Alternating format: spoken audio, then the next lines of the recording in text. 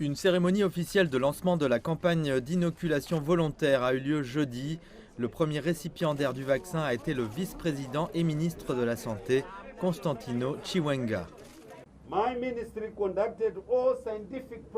Mon ministère a mené tous les processus scientifiques pour déterminer l'efficacité du vaccin de Sinopharm, qui a été confirmé efficace à 79%. Ma présence ici aujourd'hui et de certains responsables du ministère de la Santé, y compris mon adjoint, montre la confiance du gouvernement dans le vaccin de Sinopharm.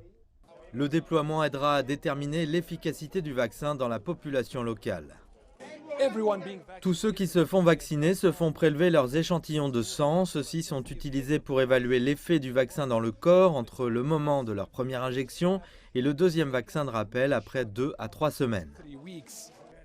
Les gens sont convaincus que le vaccin Sinopharm offrira une protection contre la variante sud-africaine de la Covid-19 qui est maintenant dominante ici. Notre campagne de vaccination se poursuit. Je pense que le vice-président a mentionné qu'il s'agit du virus inactivé, le virus réel, tué comme il a dit, qui est utilisé dans le vaccin. Et des analyses scientifiques qui sont venues indiquent que ce genre de vaccin est peut-être meilleur pour gérer certaines de ces variantes. Rappelez-vous bien qu'il n'y a pas un seul vaccin qui va s'occuper de toutes les variantes. Et c'est la raison pour laquelle nous allons aussi vite que nous pouvons pour couvrir la population. Car il commence à muter et nous devrions être couverts. Des milliers de travailleurs de la santé de première ligne et de fournisseurs de services essentiels seront vaccinés au cours de la première phase de la campagne de vaccination.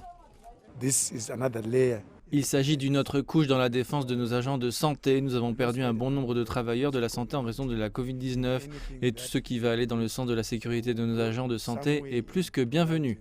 Le Zimbabwe a reçu un don de 200 000 vaccins Sinopharm de Chine et a obtenu 600 000 doses supplémentaires qui sont attendues en mars. Au total, le pays prévoit de vacciner au moins 10 millions de citoyens.